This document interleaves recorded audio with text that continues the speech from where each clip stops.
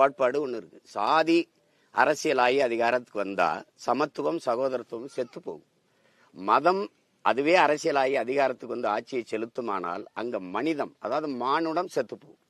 பணம் அரசியலாகி வந்தால் அங்கே பண்பாடும் ஒழுக்கமும் செத்து போகும். இதுதான் உலகம் மூலம் இருக்கிற யதார்த்த உண்மை. அப்ப இந்த இடத்துல இதையெல்லாம் கடந்து ஒரு மொழி, இனம், நாடு, மக்கள் நலம்னு, மண்ணின் வளம், மக்களின் நலம்னு ஒரு அரசியலை கட்டமைக்கணும்னா ஒரு பொது தலைமை தேவைப்படுது.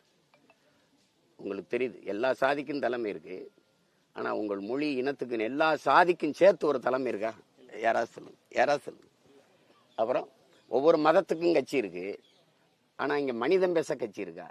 என் மலையை அறுத்துக்கிட்டு போறான், ஐயோ என் பூமி தாயின் மாறுன்னு அழுகிறதுக்கு ஒரு குரல் இருக்கா?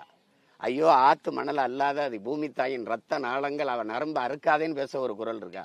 அப்போ அதுக்கு ஒரு குரல். அது என் சொந்த மண்ணிலிருந்து, என் தாய் நிலத்திலிருந்து நான் வென்று போகணும் அப்படின்னு நினைக்கிறேன். இந்த